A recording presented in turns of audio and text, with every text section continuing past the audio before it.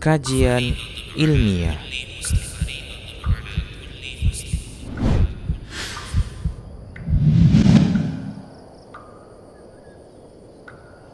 Assalamualaikum warahmatullahi wabarakatuh. Alhamdulillahirrabbilalamin. Wassalatu wassalamu ala rasulillah ma ba'du. Para pendengar di stream Medan Mengaji, kita kembali di podcast serial Penyakit Hati. Alhamdulillah sudah bersama kita guru kita Ustaz Abu Saib Hafizullah Ta'ala. Dan yang mendampingi kita di podcast serial Penyakit Hati kali ini ada Roja. InsyaAllah di dalam beberapa waktu ke depan seperti biasa Ustaz akan menyampaikan faedah terkait penyakit hati yang keberapa nih, Jak? 18 ya. Salah, yang ke-19. Gak ada contekan kayaknya tadi. Ingatnya kemarin 17 ya. Oh gitu ya. Baik, ini penyakit hati yang ke-19. Alhamdulillah kita sudah masuk, berarti udah berlalu 18 penyakit hati. Nanti kalau mau murojaah atau mau mengulang bisa dicek di media sosialnya Medan Mengaji, ada di YouTube-nya, juga ada di Spotify, mungkin udah diupload. Bisa dicek kalau mau diulang-ulang. Dan di penyakit hati ke-19 ini ingkar janji ya Ustaz. Ingkar janji seperti biasa nanti di segmen awal Ustaz menyampaikan dulu faedah-faedah terkait ingkar janji ini. Kemudian nanti setelah Ustaz di segmen pertama menyampaikan materi, kita buka kesempatan untuk saling bertanya jawab, baik yang di studio ataupun dimanapun pendengar berada. Baik Ustaz, penyakit hati yang ke-19, ingkar janji. Tafadhol masykur, silakan Ustaz. Bismillahirrahmanirrahim. Assalamualaikum warahmatullahi wabarakatuh. Alhamdulillah. Alhamdulillahi rabbil alamin. Wa ashhadu an la ilaha illallah wahdahu la syarikalah. Wa ashhadu anna Muhammadan abduhu wa rasuluhu la nabiyya ba'dah.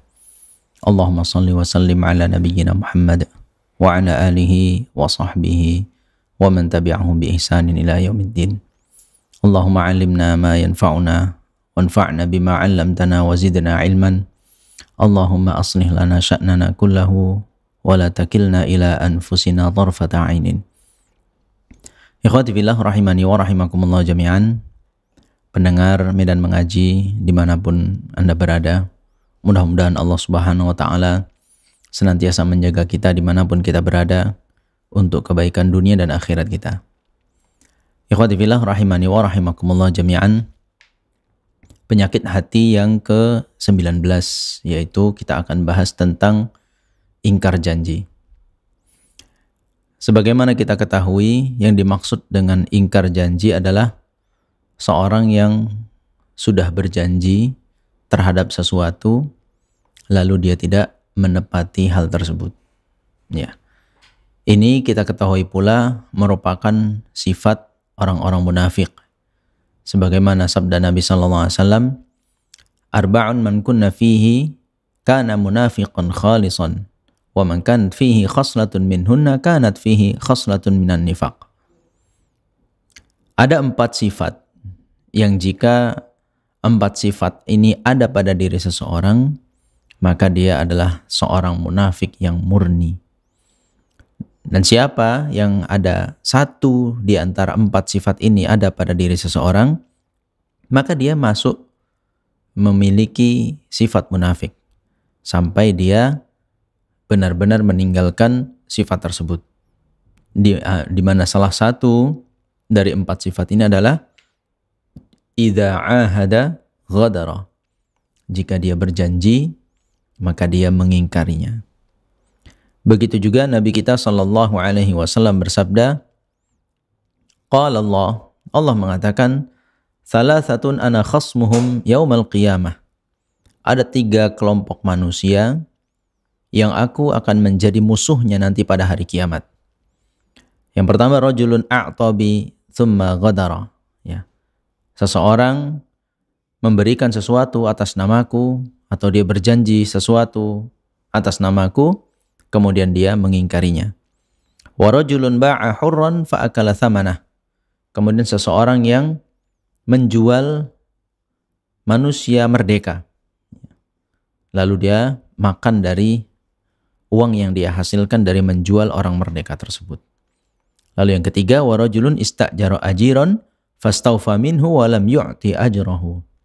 Lalu yang ketiga adalah seorang yang mempekerjakan orang lain, lalu orang tersebut sudah melaksanakan pekerjaannya namun tidak diberikan upahnya. Inilah 3 orang yang disebutkan oleh Nabi SAW, di mana Allah Subhanahu wa taala yang mengatakannya ada 3 orang yang tidak akan menjadi musuh bagi Allah taala nanti pada hari kiamat.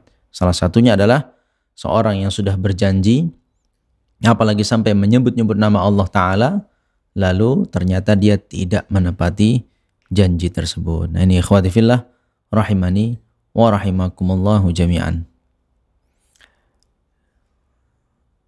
Kaum muslimin rahimani wa rahimakumullah jami'an.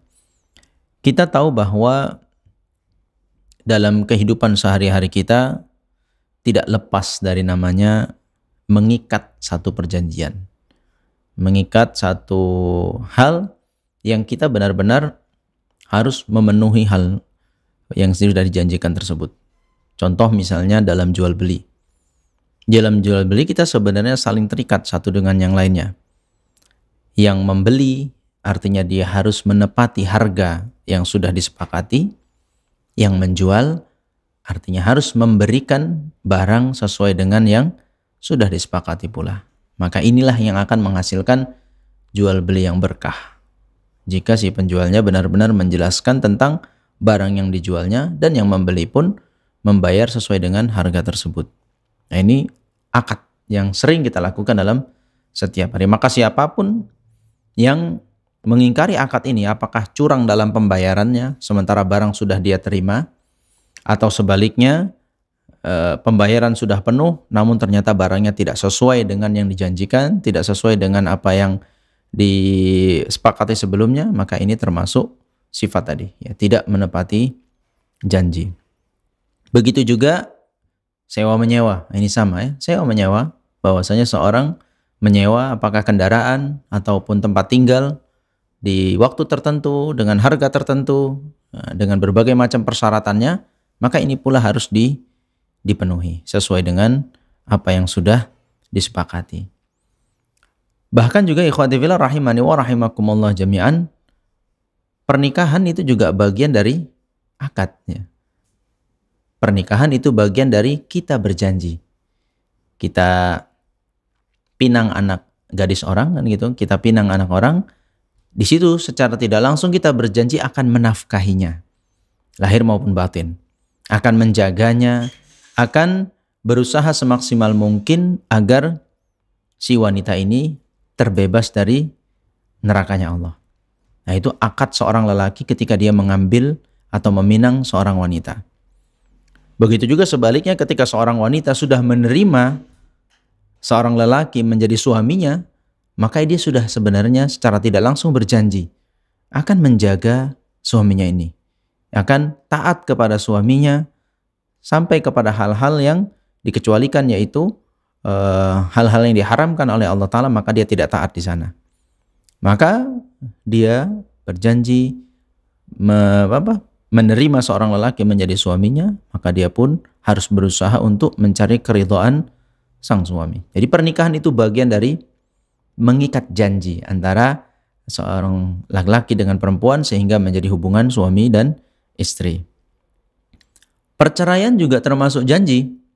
Ya, apa janji yang terbesit di dalam sebuah perceraian yang terjadi? Maka ketika terjadi perceraian tidak semerta-merta ya kita bisa baca dalam kitab fikih yang membahas tentang fikih perceraian ini. Contohnya di surat At-Thalaq tuh ya bisa kita baca, surat yang bercerita tentang perceraian, bahwa ketika terjadi perceraian bukan berarti kemudian lepas antara si suami dengan istri. Tapi masih ada hak istri yang harus ditunaikan. Itu di masa iddahnya suami harus tetap memberikan nafkah. Dan termasuk hak suami adalah merujuk istrinya walaupun tanpa harus menggunakan akad atau sumun saksi dalam rujuknya tersebut. Apalagi kalau mereka punya bayi gitu kan.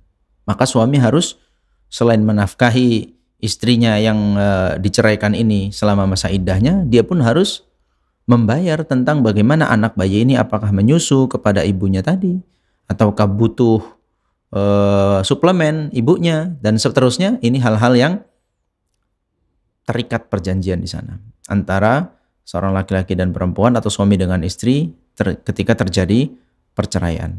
Nah, ini juga bagian dari mengikat janji. Ya.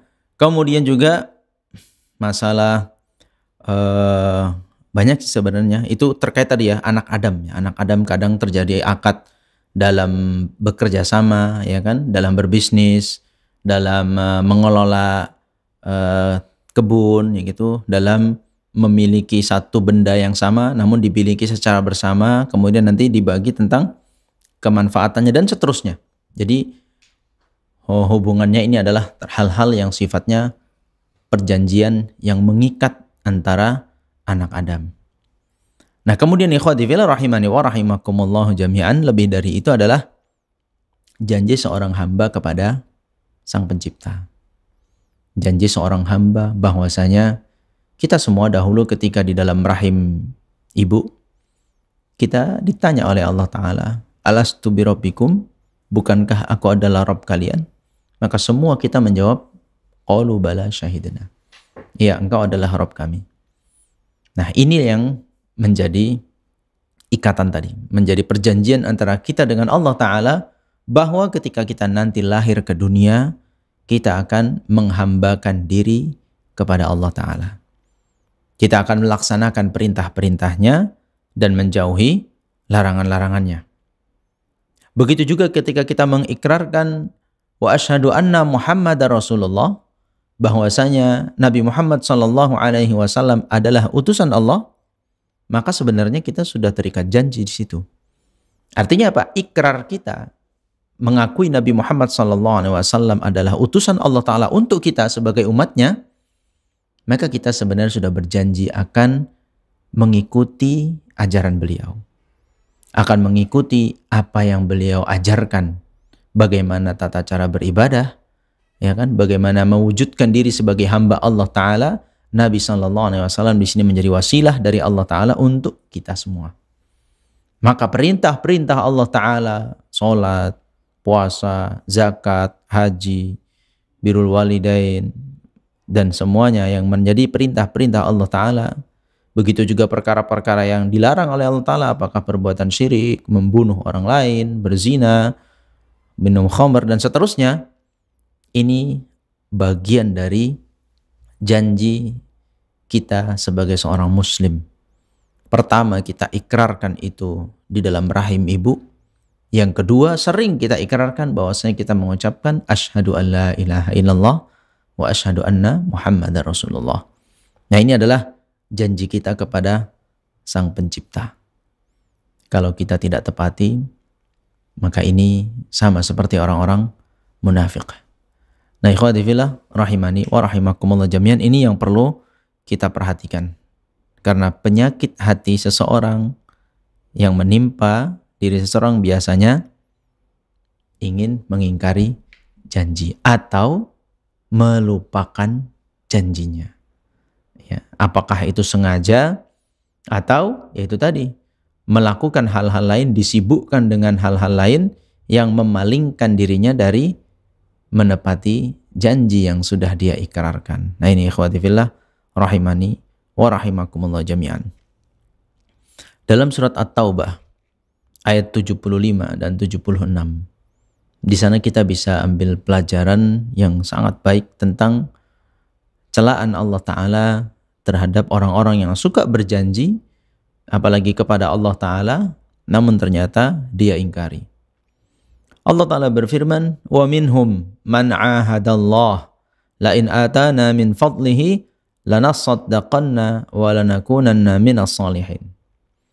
Di antara mereka ada yang berjanji kepada Allah Ta'ala, yaitu mengatakan jika Allah Ta'ala berikan kepada kita keutamaannya, atau Allah Ta'ala beri rizki kita terhadap kekayaan, Allah Ta'ala rizki kita punya kepemilikan yang banyak, janjinya apa? Sungguh kami akan bersedekah dan sungguh kami akan menjadi orang-orang yang soleh. Namun apa yang terjadi di ayat berikutnya? Falamma atahum min fadlihi bakhilu bihi wa tawallaw wa hum mu'ridun. Namun ketika Allah Ta'ala berikan apa yang mereka minta tersebut dari keutamaan Allah Ta'ala, mereka bersifat kikir. Dan mereka berpaling dari janji yang pernah dahulu diungkapkan. Betapa banyak ikhwati fillah rahimani wa rahimakumullah jami'an di antara kita yang seperti itu. Ketika dalam kondisinya kekurangan, ketika dalam kondisinya yang jatuh dalam kemiskinan, melihat orang-orang kaya, waduh, saya kalau jadi orang kaya, masjid ini saya yang bangun. Saya kalau punya harta, sekolah-sekolah ini gratis sekolahnya. Saya kalau punya ini dan itu, saya akan bantu fulan-fulan dan begini dan seterusnya. Ternyata ketika Allah Ta'ala berikan, belum tentu dia bisa laksanakan. Ada orang yang ketika sakit berangan-angan, nanti kalau aku sehat, gak akan pernah aku tinggalkan qiyamul lail. Nanti kalau aku sehat, puasa Senin Kamis akan menjadi rutinitasku. Dan seterusnya, dia banyak berjanji. Apakah setelah sehat, dia tepati janji tersebut? Nah ini ikhwati fillah, rahimani wa rahimakumullah jami'an. Ini yang perlu kita wanti-wanti terhadap diri kita. Ya. Apakah kita pernah berjanji? Apakah kita termasuk orang-orang yang lalai terhadap janji kita, khususnya kepada Allah Subhanahu wa ta'ala? Begitu juga kita berjanji kepada sesama makhluk. Jadi ayat At-Taubah, ya, di surat At-Taubah ayat 75 dan 76 tadi menceritakan tentang sikap orang-orang munafik. Begitu. Ciri-ciri orang munafik begitu. Jika belum memiliki sesuatu, seolah-olah kalau dia memilikinya, maka dia akan melakukan ini dan itu. Ternyata setelah mendapatkan hal tersebut, dia tidak mau memberikannya. Kemudian ikhwati fillah rahimani wa rahimakumullah jami'an. Ana ingin memberikan satu catatan ya terhadap surat At-Taubah ayat 75 dan 76 ini. Ini memang masyhur di kalangan ahli tafsir mengkaitkan ayat ini dengan sahabat Nabi sallallahu alaihi wasallam Tha'labah bin Hatib Al-Ansari. Ya. Mereka menukil satu riwayat yang menceritakan di sana satu ketika Tha'labah bin Hatib pernah mendatangi Nabi sallallahu alaihi wasallam lalu minta kepada Nabi untuk didoakan, ya Rasulullah, doakan aku agar diberi karunia harta. Maka Nabi sallallahu alaihi wasallam pertama kali menolak, kan? Dan beliau katakan, apakah kamu tidak mau hidup sepertiku, seperti seorang nabi, gitu kan? Daripada kamu nanti ketika diberikan harta kemudian kamu lalai. Ternyata permintaan itu diulang sampai 3 kali. Minta kepada Rasulullah SAW untuk didoakan memiliki kekayaan. Hingga pada akhirnya Nabi SAW mendoakan beliau dan memberinya seekor kambing. Ternyata kambing ini dari seekor bertumbuh, ya kan, beranak, sehingga banyak sekali. Ya. Dan kesibukannya mengurusi kambing yang semakin hari semakin banyak ini membuatnya kemudian mulai jarang terlihat sholat berjamaah di masjid. Nah, lalu hingga terdengar berita Tha'labah tidak muat lagi kandangnya di Madinah bagian kotanya. Dia pun cari tempat tinggal di bagian pinggir. Makin jauh, ya kan, makin jauh tinggalnya dari Nabi SAW. Hingga pun akhirnya saking sibuknya dan jauhnya tempat dia mengurusi kambingnya ini, Jumatan pun sudah jarang terlihat. Jumatan jarang terlihat. Sehingga Nabi SAW bertanya, di mana Tha'labah? Baru diceritakan oleh para sahabat bahwasanya Tha'labah sudah pindah ke pedesaan atau ke pinggiran kota Madinah untuk memperluas peternakannya. Maka mendengar Tha'labah sudah maju dalam peternakannya, Nabi SAW mengutus 2 orang untuk mengingatkan pembayaran zakat dari peternakan Tha'labah. 2 orang ini berangkat menjumpai Tha'labah. Setelah disampaikan pesan Nabi SAW kepada beliau, justru malah Tha'labah waktu itu dalam riwayat tadi ya, menimpali, apa yang kalian maksudkan kutipan-kutipan ini pajak atau apa? Gitu. Seolah-olah seperti tidak tahu tentang kewajiban zakat. Maka kedua orang tadi pun kembali melaporkan ucapan tersebut kepada Nabi SAW. Maka Nabi SAW pun mencela jawaban Tha'labah. Hingga akhirnya Tha'labah menyesal, di riwayat itu menyesal, lalu mendatangi Nabi SAW mau menyerahkan harta zakatnya. Tapi ditolak oleh Nabi SAW, tidak mau. Sampai akhirnya Nabi meninggal dunia tidak pernah mau menerima harta zakat dari Tha'labah. Di masa Abu Bakar As-Siddiq begitu juga tidak diterima zakatnya. Di masa Umar bin Al-Khattab radhiyallahu anhu juga tidak diterima zakatnya. Sampai akhirnya meninggal di masa Utsman bin Affan, dan semua khalifah tersebut tidak mau menerima pembayaran zakat dari Tha'labah. Namun hadis ini lemah. Ya, hadis ini lemah. Hadis ini masyhur, didapati dalam kitab-kitab tafsir, ya. Namun di sana direvisi atau diteliti oleh para ulama hadis, bahkan seperti Al-Imam Ibnu Hajar Al-Asqalani, Ibnu Rajab, dan para ulama-ulama lainnya. Begitu juga Syekh Al-Albani rahimahullah menilai hadis ini ada titik kelemahannya. Ada yang pernah saya baca itu paling tidak ada 2 rawi yang lemah di sana.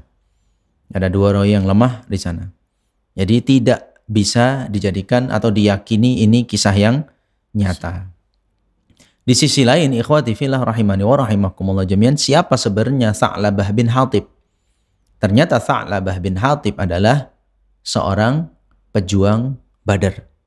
Dia termasuk seorang yang ikut perang Badar bersama Rasulullah sallallahu alaihi wasallam. Dan Nabi sallallahu alaihi wasallam pernah mengabarkan dari Allah Subhanahu wa taala bahwa siapapun pejuang yang ikut di perang Badar, maka mereka bebas melakukan apapun. Allah Ta'ala sudah ampuni semua dosa-dosa mereka dan mereka dijamin masuk surga.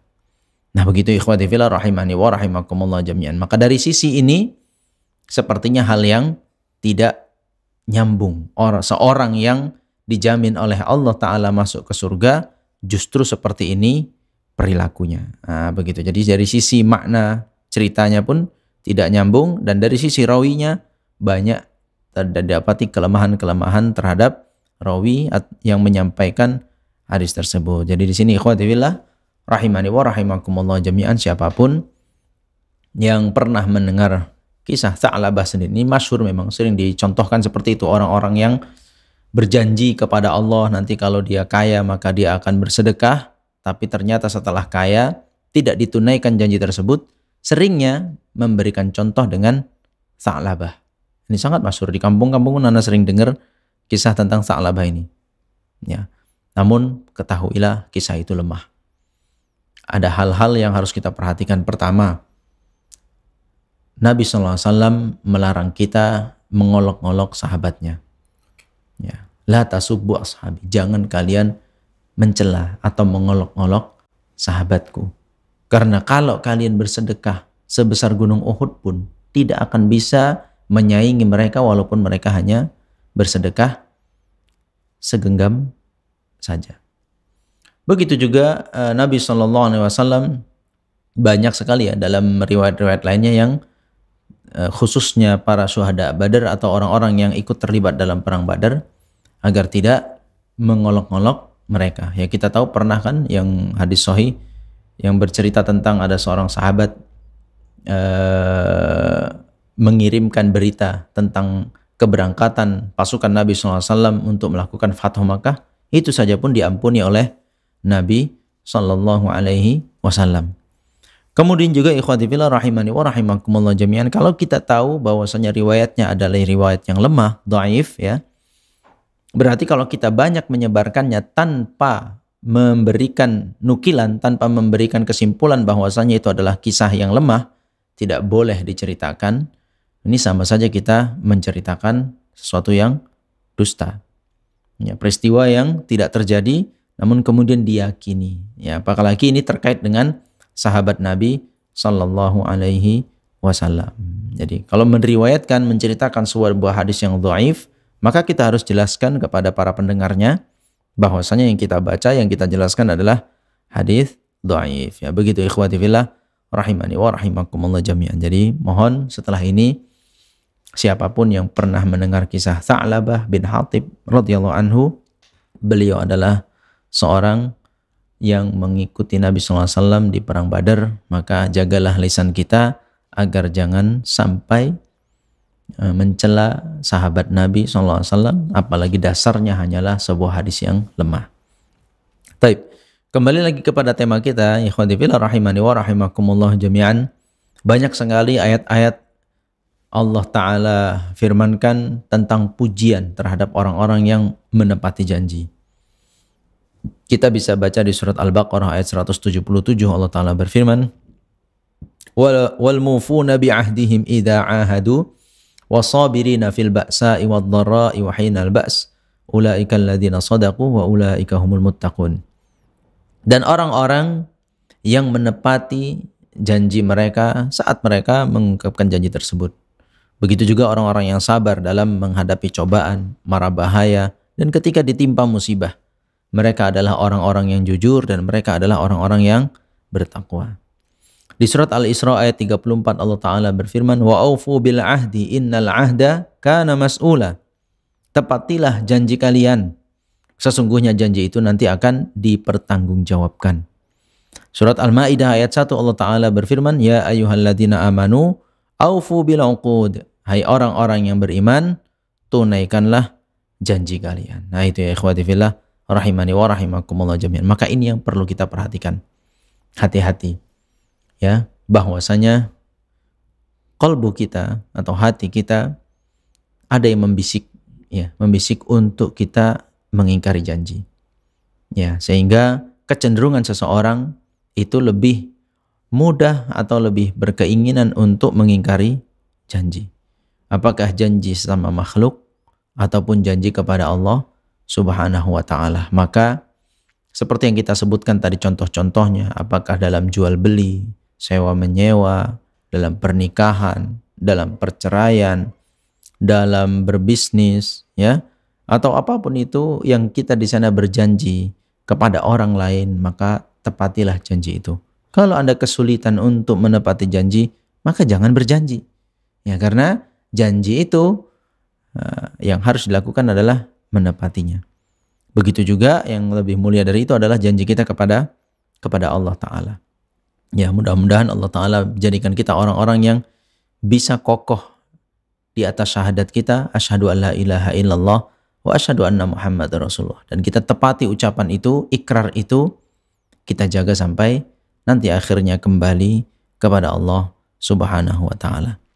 Demikian ikhwati fillah rahimani wa rahimakumullah jami'an yang bisa Anda sampaikan di kesempatan kali ini terkait penyakit hati yang ke-19, yaitu ingkar janji. Wallahu a'lam bishawab. Aqulu qawli hadza wa astaghfirullah li wa lakum innahu huwal ghafurur rahim.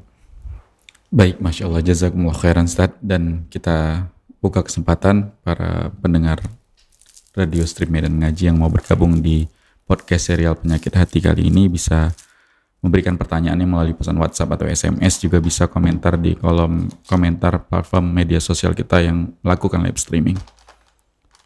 Dari studio dulu mungkin, ada Ja. Ana duluan berarti ya. Ana apa antum? Serah, antum lah. Ana duluan ya. Antum dari bawah tadi kayaknya udah ada yang mau ditanya kali gak? Dari rumah kayaknya. Udah sesak fatwa antum nih. Masya Allah. Janji suci nggak? Enggak. Oh nggak. Bismillah Ustaz. Mungkin Ana nanya ini kejadian yang sering umum lah yang kita di masyarakat kita selama ini kan. Kayak Bas, antum hari Minggu ikut sama Ana riding ya? Insya Allah. Sebenarnya dia nggak pengen Ustaz. Cuman dia berjanji bilang insya Allah. Tapi kan hatinya mengingkari tuh. Kan kita paling banyak gitu di Indonesia ini kan. Terutama lah kita. Insya Allahnya apa nih ya? Insya Allah iya insya Allah. Padahal dia sebenarnya nggak pengen ikut. Cuman dia bilang insya Allah ya. Gak semakna nih ya antara yang bertanya. Nah itu termasuk ingkar nama Allah apa gimana Ustaz? Apa sebaiknya gimana jawabnya kalaupun kita nggak mau? Belum pasti iya, gitu ya? Belum pasti gimana Ustaz? Lebih enaknya. Tayyib ikhwati fillah rahimani wa rahimakumullah jami'an. Ya barakallahu fiik, nih pertanyaannya sangat apa ya, kita banget gitu kan orang Indonesia. Nggak enakan orangnya kan, nggak enakan. Kalau mau menolak kok kayaknya kurang pas lah gitu, apalagi kawan atau keluarga. Sehingga pakai bahasa basi, namun ternyata kurang tepat bahasa basinya ya. Allah Ta'ala berfirman, wala taqulanna li syai'in inni fa'ilun dzalika ghadan illa ayyasha Allah.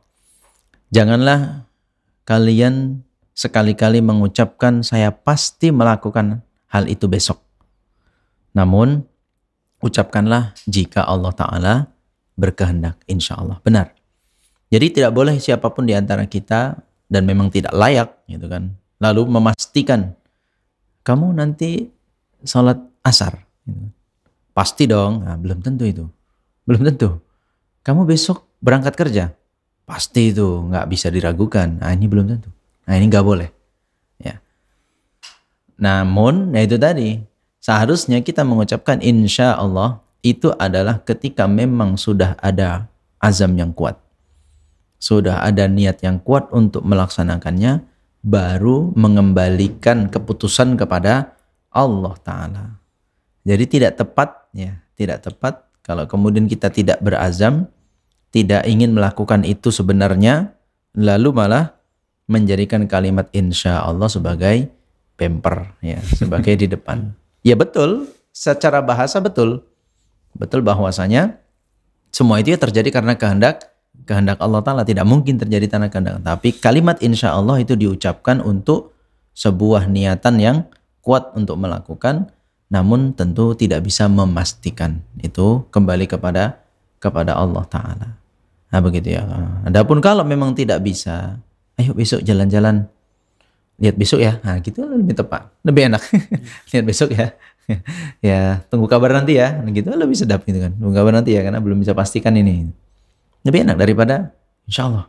Insya Allah ya. Insya Allah, semua insya Allah. 5 orang di waktu yang sama ngajak sesuatu yang berbeda-beda, semua di insya Allahin. Kan gak mungkin. Besok berenang yuk jam 8, insya Allah.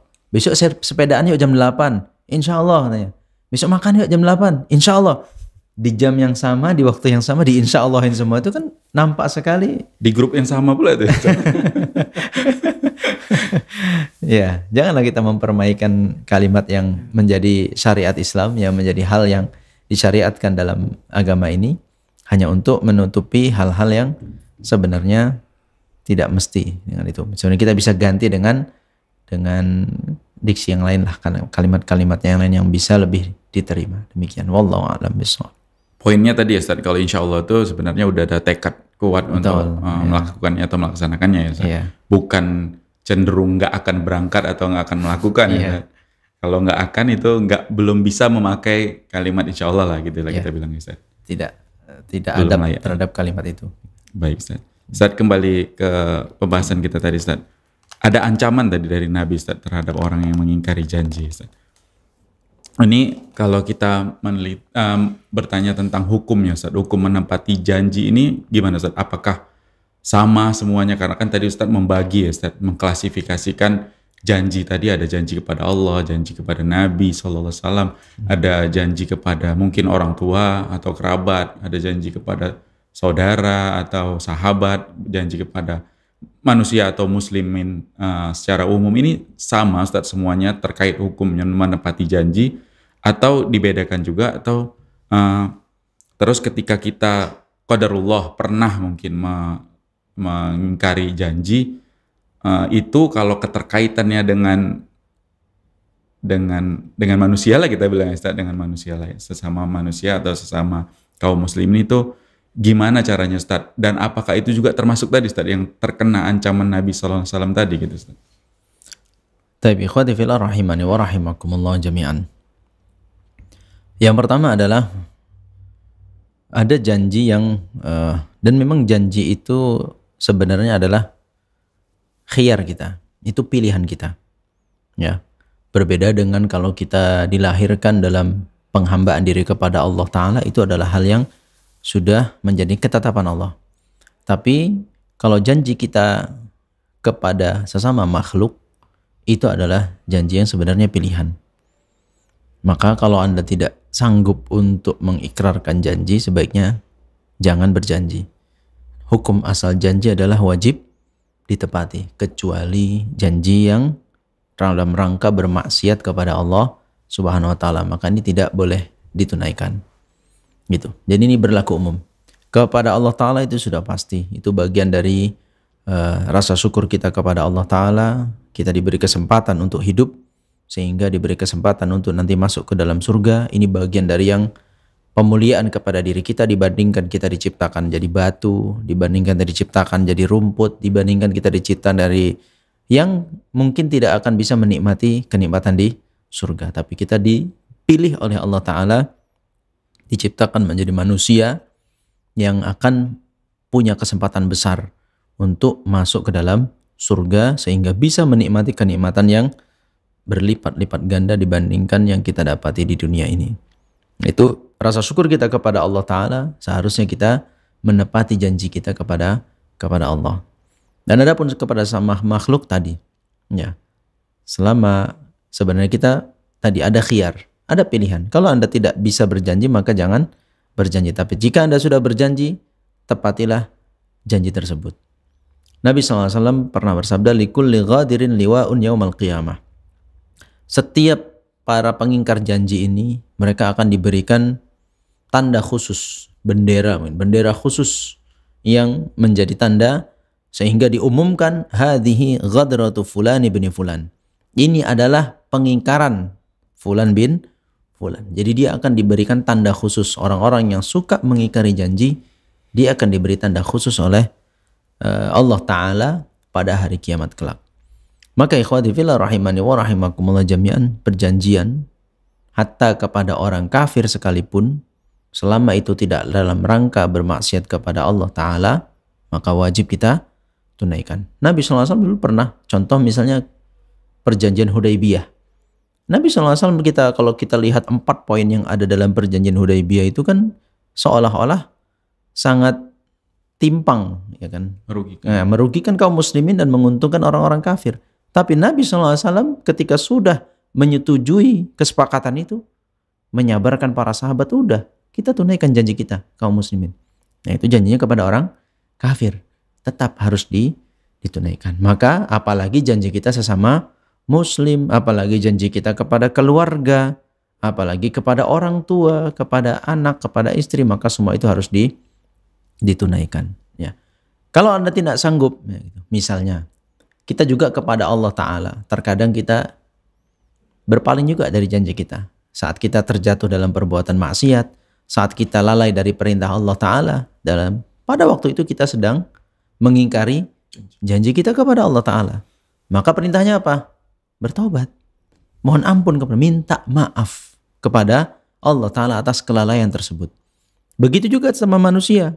Kalau kita sudah berjanji misalnya sama anak, nanti sore jalan-jalan, qadarullah hujan gitu kan, qadarullah hujan sehingga sulit untuk keluar rumah, maka harus sampaikan, minta maaf kepada anak, mohon maaf ya, tadi Abi sudah janji sore ini kita mau jalan-jalan tapi hujan, mungkin kita ganti jadwalnya besok atau lusa baru jalan-jalan lagi. Begitu, harus minta maaf, minta kerelaan dari si orang yang kita berjanji kepadanya. Jadi seperti tadi kan, nah Allah Ta'ala berfirman, innal ahda kana mas'ula. Janji itu nanti akan dimintai pertanggungjawabannya oleh Allah Ta'ala. Artinya orang-orang yang kita ingkari janji kepadanya itu semua nanti akan nuntut, semua nanti akan datang. Ya Allah, fulan bin fulan dahulu berjanji kepada saya begini dan begitu, tidak ditepati. Mereka semua akan didatangkan oleh Allah Ta'ala untuk menuntut janji itu.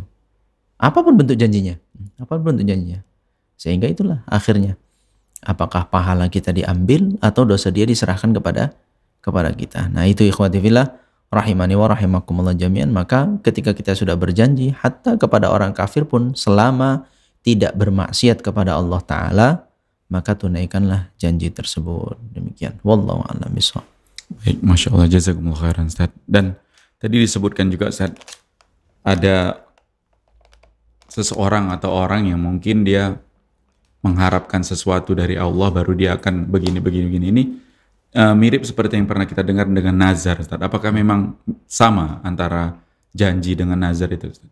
Atau ada perbedaan, Ustaz? Mirip, ya. Nazar ini mirip, yaitu nazar ini adalah berjanji ya terhadap sesuatu yang sebenarnya hukumnya tidak wajib. Ya, sebenarnya tidak wajib, namun dia wajibkan atas dirinya, maka ini wajib ditunaikan. Ini sama. Jadi dia berjanji kepada Allah Ta'ala melazimkan sesuatu dengan kriteria tertentu, maka kalau itu sudah didapati seperti itu, dia harus tunaikan janjinya tersebut. Itu bagian dari janji kepada kepada Allah Subhanahu wa taala. Demikian, wallahu a'lam bishawab. Baik, Masya Allah, jazakumullah khair Ustaz. Ini musim janji nih Ustaz. Kenapa ketawa aja? Hah? Mak ngerti ya tuh udah tahun depan. tahun depan akan masuk ke musim-musim janji nih Ustaz. Ya. Nih Ustaz paham ya Ustaz? Maksudnya kita akan masuk ke musim-musim politik dan ini akan diwarnai dengan penuh ya gitu. Janji-janji politik juga kita sebut gitu ya Ustaz istilahnya. Nah, ini kalau misalnya jadi gitu ya Ustaz. Kemudian tidak ada yang tidak dipenuhin dari janji-janjinya. Kemudian ada yang ini kan janjinya ke orang banyak Ustaz.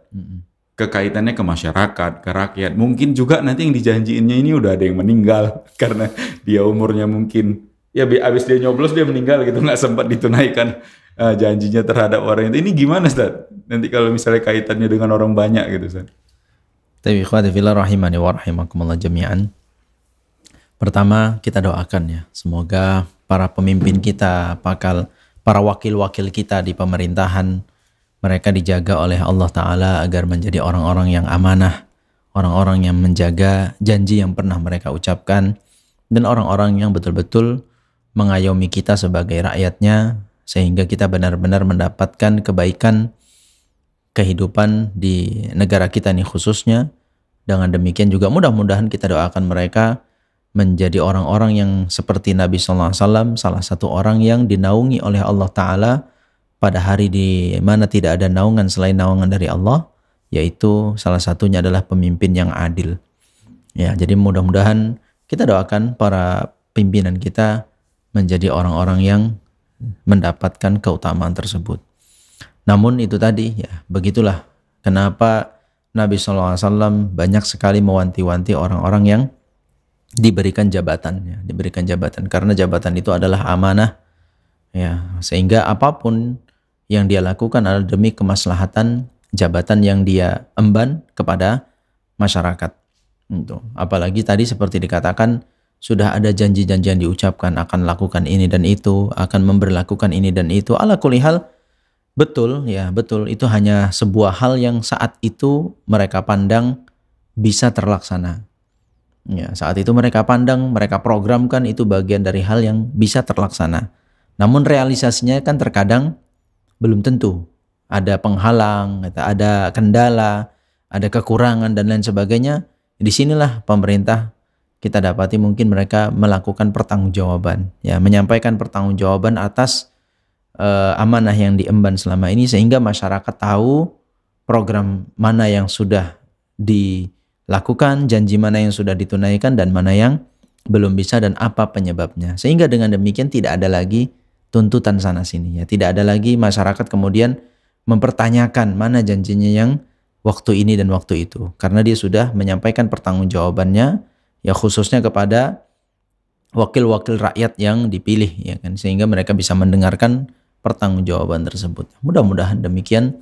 Dengan demikian dia bisa mempertanggungjawabkan hal tersebut nanti di hadapan Allah Subhanahu wa taala. Jadi sekali lagi mudah-mudahan para pemimpin kami, ya, di negeri ini khususnya, karena negeri ini adalah mayoritasnya masih kaum muslimin, ya, kita doakan bersama agar mereka senantiasa dijaga oleh Allah Ta'ala, dilindungi oleh Allah Ta'ala, ditunjuki agar menjadi pimpinan-pimpinan yang adil dan bijaksana. Wallahu a'lam bishawab.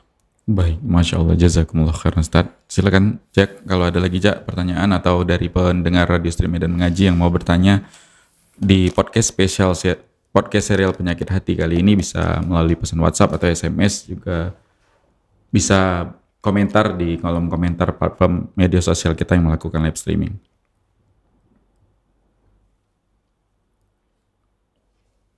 Belum ada. Baik, dari kita yang di studio dulu Ustaz. Ini kaitan juga berarti erat sangat kaitannya dengan muamalah tadi Ustaz. Muamalah kita dalam mungkin berjual beli tadi Ustaz. Ada juga sewa menyewa.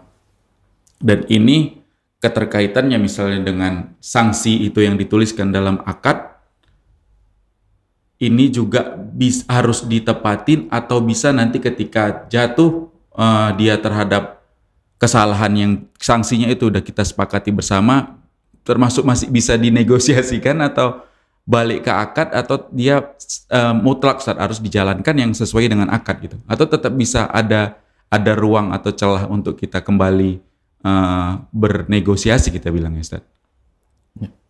Taib ikhwati fillah rahimani wa rahimakumullah jami'an. Kita contohkan misalnya antara, ini kalau benar ya contohnya ya, antara si A dengan si B. Ini yang Anda pahami, bahwasanya si A dan si B mengikat satu perjanjian. Jika perjanjian ini dilanggar, misalnya si A harus bayar 10.000, misalnya begitu. Gitulah ya. Yang penting jangan masalah hutang berarti. Harus bayar 10.000. Nah, ternyata ketika terjadi pelanggaran, ya, apakah si A ini yang melakukan pelanggaran itu harus bayar 10.000? Seandainya ini cuma antara mereka berdua dan si B mengatakan, udahlah, nggak perlu gitu kan, saya maafkan. Nah, ini maka nggak perlu. Atau si A menego si B, saya melanggar, saya ngaku salah gitu kan. Namun saya belum ada uangnya, boleh nggak saya minta keringanan ini dimaafkan.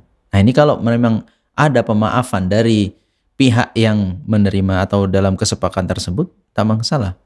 Karena ini kembali kepada kerelaan, kembali kepada keridhaan adanya satu perjanjian yang dilanggar. Nah, contoh misalnya juga suami istri kan begitu. Suami istri, ya terkadang mungkin suami melakukan kesalahan, kan? Suami melakukan kesalahan sehingga ada kewajiban yang dia lalai untuk menunaikannya. Ini apakah minta maaf kepada istri kalau memang sebelumnya ada sanksi yang harus diterapkan, mungkin masih bisa ditanya lagi, boleh nggak sanksi itu digantikah, dirubahkah dan lain sebagainya.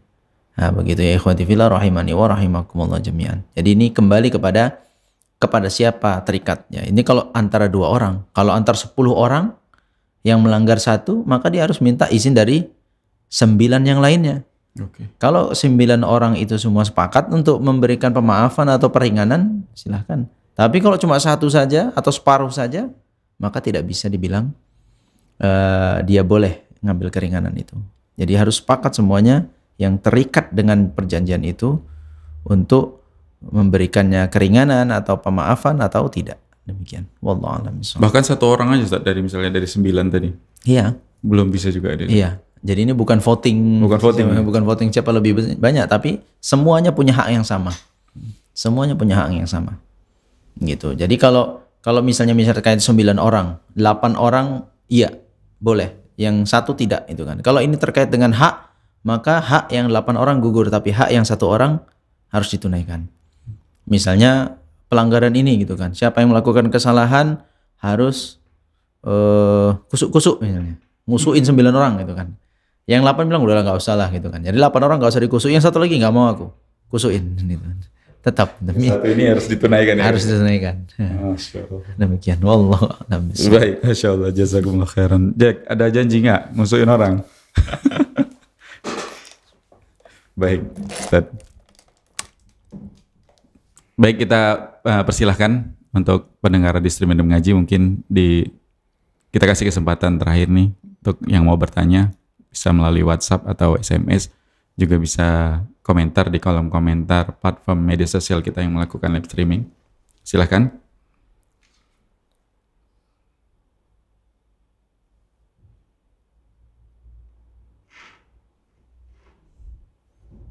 Baik, jika nggak ada, kita langsung tutup aja Ustadz. Mungkin kesimpulan dari Ustadz terkait ingkar janji ini Ustadz, kita semua pasti khawatir ya, minimal khawatir bermudah-mudah atau menggampang-gampangkan diri untuk mengumbar janji ini. Gimana mungkin Ustadz ada kiat-kiatnya supaya kita tidak terlalu mudah dalam mengumbar janji, dan ketika berjanji gimana caranya untuk supaya lebih memotivasi diri atau lebih waspada lah, atau lebih peduli untuk supaya apa yang sudah dijanjikan itu untuk ditunaikan. Silakan Ustaz. Taib ikhwati fillah rahimani wa rahimakumullah jami'an. Janji kita kepada Allah Ta'ala itu hal yang tidak bisa kita tawar. Itu adalah janji yang kita ikrarkan tadi di dalam rahim ibu kita. Itu kita sudah ikrarkan janji tersebut. Dan setelah kita lahir pun kita sudah mengucapkan 2 kalimat syahadat. Maka ini adalah hal yang menjadi pegangan kita sampai mati. Bagaimana kita menjadi orang-orang yang memegang janji tersebut, memegang syahadat tersebut, sampai kita akhirnya kembali kepada Allah Ta'ala. Adapun janji kepada sesama makhluk, ikhwati fillah rahimani wa rahimakumullah jami'an, kita tahu ketika seorang berjanji, maka pihak yang menerima janji itu punya harapan. Dia percaya kepada kita karena kita sudah berjanji. Mungkin kalau kita tidak berjanji, pihak lain tersebut belum tentu menerima kita, apakah hal itu sesuatu yang kita harapkan. Maka jagalah ini gitu. Mengingkari janji termasuk kezaliman. Karena orang lain punya harapan tertentu, orang lain punya keinginan tertentu dari janji yang kita ucapkan, namun ternyata justru kita malah mengingkari janji tersebut. Ini termasuk kezaliman. Dan Allah Subhanahu wa taala melalui Nabi sallallahu alaihi wasallam sudah mengatakan, "Adz-dzulmu dzulumatun yaumal qiyamah." Kezaliman itu akan menjadi kegelapan bagi seseorang nanti pada hari kiamat. Maka dari itu mari kita dorong diri kita itu. Setelah kita menguatkan diri untuk menunaikan janji kepada Allah Ta'ala, maka setelah itu mari kita janji kita kepada istri yang kita ambil dia dari orang tuanya, kita berjanji akan menjaganya dari api neraka, kita janji akan menafkahinya lahir dan batin. Ketika lahir darinya anak-anak, ya kita akan minta pertanggungjawaban oleh Allah Ta'ala. Janji-janji yang kita ucapkan untuk anak-anak ini. Kita bekerja di satu lembaga, artinya kita sudah mengikrar, kita sudah tanda tangan. Kita akan mengerjakan seperti apa yang ditentukan oleh lembaga tersebut. Kita punya kerjasama dengan teman-teman, ya kan? Apakah dalam bisnis, dalam perdagangan, dalam pertanian, peternakan, maka mari kita jaga janji tersebut. Ya, walaupun terkadang ikhwati fillah rahimani wa rahimakumullah jami'an agak pahit. Ya, seperti misalnya nambah sedikit lagi materinya. Seperti misalnya Anda teringat tentang kisah 3 orang yang terjebak di dalam gua, kan? Terjebak di dalam gua. Sehingga 3-tiganya bertawasul dengan amal soleh yang menurut mereka itu amal soleh yang besar, memohon kepada Allah. Salah satunya apa? Seorang tuan yang mempekerjakan orang lain. Lalu saat hari menerima upah, ternyata si pekerja tersebut tidak mengambil upahnya. Lalu upahnya ini ternyata dikelola oleh sang tuan, sehingga menjadi harta yang banyak, ya, peternakan yang banyak, bahkan bisa membeli budak lagi dari hasil tersebut. Lalu ketika pekerjanya datang meminta gajinya yang dahulu, ya tanpa rasa ragu dia katakan, itu semua kambing yang kamu lihat dan budak yang menjaganya itu semua hartamu. Hingga diambil semuanya tanpa menyisakan sedikit pun. Ini kan hal yang menyesak sebenarnya. Itu menepati janji itu ternyata kadang-kadang cobaannya begitu berat di sisi Allah. Dibagi orang yang mau menepatinya. Namun ganjarannya besar di sisi Allah. Ganjarannya sangat besar. Benar. Berjanji itu adalah hal yang tidak harus mesti kita lakukan sesama makhluk, namun kalau kita sudah berjanji maka tepatilah. Dan di balik janji itu kita akan mendapat ganjaran dari Allah Ta'ala, dan mudah-mudahan kita dilindungi dari sifat-sifat kemunafikan. Demikian aqulu qouli hadza wa astaghfirullah li wa lakum innahu huwal ghafurur rahim. Baik Ustaz, jazakumullah khairan Ustaz atas penjelasan bimbingan dan arahannya. Ustaz, tapi sedikit Ustaz. Janji adalah hutang, ini betul Ustaz? Karena kalau hutang kan pasti kaitannya dengan hukum-hukumnya juga berbeda Ustaz. Ini bisa disamakan Ustaz? Janji adalah hutang kalau dari satu sisi bahwa nanti ada masanya ditagih. Oh, ditagih gitu. Iya. Tapi kaitannya kalau misalnya kayak hutang kan katanya nanti berat nih urusannya di akhirat gitu Ustaz. Ini ada urusan ke situ. Ini janji adalah hutang disamakan seperti itu tuh mirip bersama juga berarti nanti Ustaz. Kalau hutang dari bahasa ada kaitannya dengan riba enggak? Gitu kan. Artinya saya janji nanti ke sana. Wah, belum bisa nih, kusuk dulu gitu kan. Ini enggak ada kaitannya dengan riba ya, tidak ada harta di sana yang diutang piutangkan. Jadi yang hutang di sini bukan hutang yang ada kaitannya dengan riba, tapi janji itu pasti nanti akan dituntut untuk ditunaikan, iya. Oke. Kalau tidak ditunaikan di dunia, maka dia akan tunaikan nanti di hadapan Allah Ta'ala. Wallahu a'lam bishawab. Baik Ustaz, jazakumullah khairan sekali lagi Ustaz atas penjelasan bimbingan dan arahannya. Jack, jazakallahu khairan udah mendampingi kita di podcast serial Penyakit Hati kali ini. Juga pendengar radio streaming mengaji dimanapun Anda berada, jazakumullah khairan atas perhatiannya. Mudah-mudahan apa yang kita sajikan bermanfaat tentunya untuk kami pribadi, juga untuk Anda dimanapun Anda berada. Kita bertemu lagi di penyakit hati berikutnya, tentunya di hari dan jam yang sama. Itu saja, mudah-mudahan bermanfaat. Untuk kami pribadi juga untuk Anda dimanapun Anda berada, mewakili kru yang bertugas kami pamit. Kita tutup dengan doa kafaratul majelis. Subhanakallahumma wa bihamdika asyhadu an la ilaha illa anta astaghfiruka wa atubu ilaik. Assalamualaikum warahmatullahi wabarakatuh.